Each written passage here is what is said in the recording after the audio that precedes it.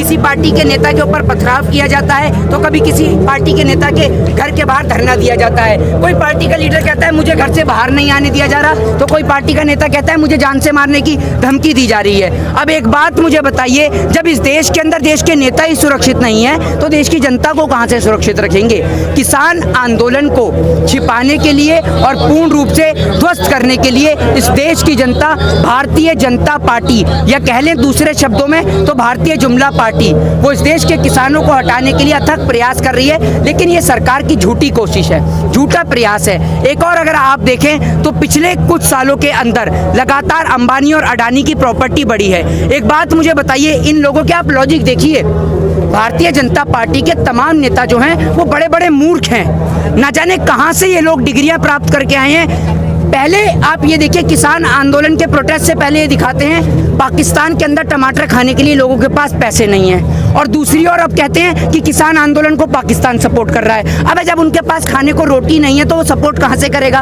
इनके लॉजिक देखे करिए आप। ये सारे के सारे भारतीय जनता पार्टी में सारे मूर्ख भर गए हैं, सारे के सारे इनके में बलात्कारी हैं, अपराधी हैं। ये राम रहीम, आसाराम, कुलदीप सिंह सेंगर, चिन्मयानंद, नित्यानंद, इनको मानने वाले लोग हैं, इनकी विचारधारा के लोग हैं। और आप ये देखिए जिस तरीके से लगातार किसानों की मीटिंग चल रही है। और आज मैं आपको एक बात बता दूं, आज आप सभी लोग तो यहाँ पर हैं, लेकिन जो निरंकारी पर जो हमारे कुछ सरदार भाई, हमारे कुछ किसान भाई बैठे हुए हैं, तो वहाँ पर एक हमारे किसान भाई की तबीयत बहुत ज़्यादा खराब हो गई है और उनको भी हॉस्पिटल भी ले जाया गया है। तो आप ये सोच लीजिए कि हमारे 12 किसान भाई जो हैं वो शहीद हो चुके हैं इस किसान प्रोटेस्ट के चलते।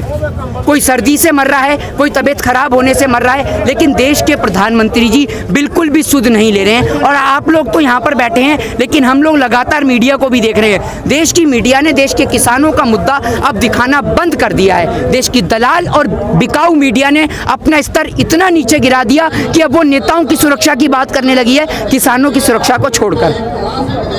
आपने कहा कि ये जो बीजेपी के लोग हैं बाबाओं के नाम लिए ना समझ जाए, लेकिन बाबा रामदेव कह रहे हैं कि किसान ही ना समझ जाए, उन्हें कुछ पता ही नहीं है। बाबा रामदेव, अगर आप इतने ही समझदार हैं तो आप बताएंगे, प्रेस कॉन्फ्रेंस करके बताएंगे, या आपके घर पे आकर पूछना पड़ेगा कि राजीव दीक्षित की मृत्यु कैसे हुई? आप तो बहुत पढ़े लिखे हैं, बताएंगे आप राजीव दीक्षित की मृत्यु कैसे हुई और उनका अंतिम संस्कार क्यों कर दिया? उठक बैठक लगा के पूरा देश आपने लूट लिया है। बाबा की आड़ में आप बिजनेसमैन बन गए और आप देश के लोगों को सिखा रहे हैं। आप ज्यादा पढ़े लिखे हैं क्या? अगर आप एक बात मुझे बताइए, जब आप टेढ़े होते हैं, आपका मुंह टेढ़ा होता है, तो आप एम्स की ओर क्यों भगते हैं? पीजिए ने अपना पतंजलि का गौमूत्र, चाटिए पतंजलि का शहद, क्यों भागते हैं एम्स की ओर, अपोलो की ओर, मैक्स की ओर? अब बैठिए ना अपने पतंजलि के आप ऑफिस में, अपने उसमें बैठिए जाकर। क्यों देश की जनता को ये मूर्ख बनाने वाला बाबा रामदेव, जब पुलिस ने रामलीला मैदान पे लाठी चार्ज करी तो सूट और सलवार पहन के भाग गया वहां से। और इस भारतीय जनता पार्टी में ये पौने 2 आंख वाला बाबा रामदेव, बस यही सत्यवादी हरिश्चंद्र की औलाद है, बाकी सारे के सारे झूठे हैं। एक वो पौने 2 आंख वाला बाबा रामदेव है और एक वो कुंभकर्ण है। वो कुंभकर्ण तो ना जाने उठ ही नहीं रहा है, और उठ भी गया तो क्या कर लेगा भाई? सबको Y+ की सिक्योरिटी मिल गई है। चार्टेड प्लेन से रालेगांव आता है और जाता है जैसे इसके बाप का पैसा हो।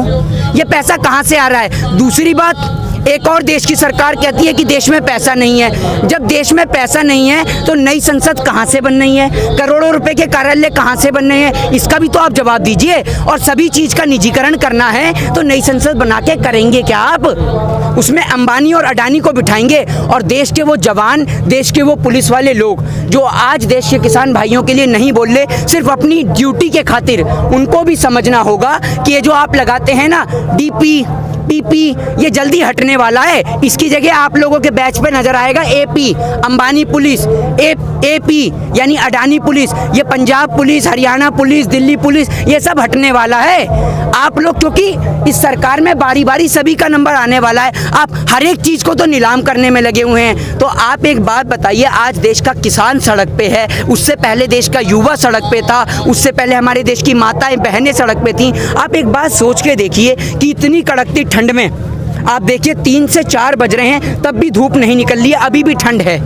एक और आप देखिए कि किसी को पॉल्यूशन से, दिवाली के बम पटाखों से नुकसान हो जाता है कि दिल्ली में बम पटाखे बैन कर देते हैं। तो आप सोच के देखिए, देश का किसान यहाँ पर आया हुआ है, जब आप कह रहे हैं देश में ठंड है तो किसान यहाँ कैसे बैठा लेकिन होगा? आज प्रधानमंत्री ने एग्रीकल्चर पे काफ़ी देर बात करी।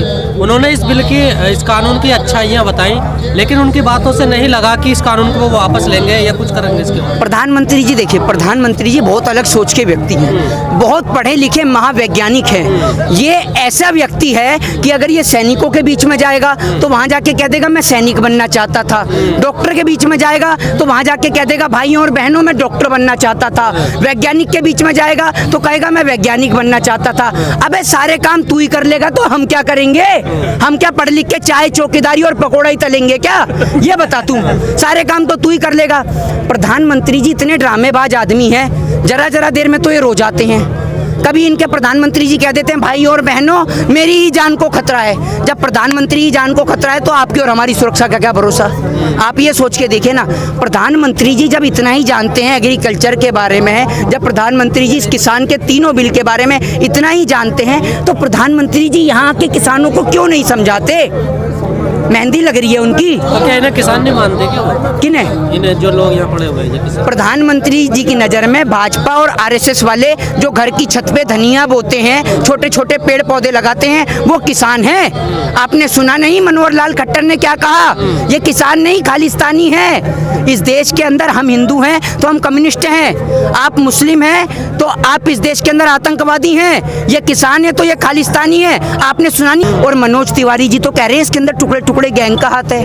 वो तो इतने पढ़े लिखे और समझदार आदमी है, एक अंडे के पीछे छीछा लदर कर देते हैं, एक महिला शिक्षिका का अपमान कर देते हैं। वो नाचने गाने वाला मनोज तिवारी उर्फ रिंकिया के पापा वो आज बता रहा है, जिसको भारतीय जनता पार्टी खुद ही नहीं पूछ रही है, वो देश के किसानों को समझा रहा है। लेकिन मुझे बताइए, सरकार संशोधन के लिए तैयार हो गई है, लेकिन अब किसान नेता मना कर रहे हैं। एक बात मुझे बताइए, आप ये बताइए मुझे, पहली बात तो सरकार यूं कहती है कि इस बिल में कोई कमी नहीं थी। जब बिल में कोई कमी नहीं थी तो संशोधन किस बात का कर रहे हैं आप? आप अपनी बात पे तो अडिग रहिए।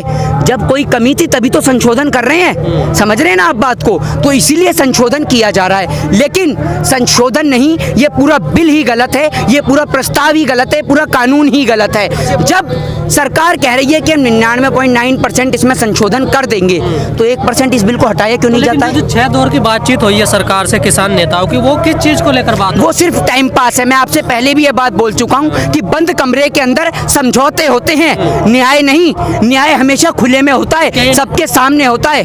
किसान नेता समझौता करने गए थे वो? देखिए, किसान नेता समझौता नहीं करने गए थे, किसान नेता तो अपनी बात को रखने गए थे। अब आप ये देखिए, किसान वहाँ पर चाय नहीं पीता, नाश्ता नहीं करता, तो मीडिया इसी को कह लेती है कि किसान ने वहाँ चाय नहीं पी।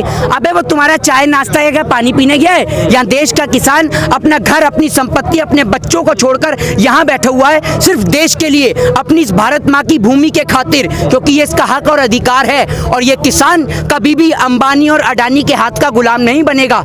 हम देश के किसानों को मरना मंजूर है, लेकिन गुलामी पसंद नहीं। हम अपने ही खेत के अंदर मजदूर नहीं बनना चाहते, हम किसी सरकार का पिटलगू नहीं बनना चाहते, हम चमचे नहीं है किसी सरकार के। जो सरकार देश के किसानों के लिए गलत नीति लेके आएगी, गलत कानून लेके आएगी, गलत नियम लेके आएगी, उस सरकार का हम लोग खुले हक से विरोध करेंगे। और अगर इसके लिए अगर हमें मरना भी पड़े तो ये तो बहुत सौभाग्य की बात है कि अपने देश के खातिर, अपनी भारत माँ के खातिर पहले गोरे अंग्रेजों से लड़े, अब उनकी नाजायज औलादों से लड़ रहे हैं। तो इससे बड़ी बात क्या होगी गौरव की?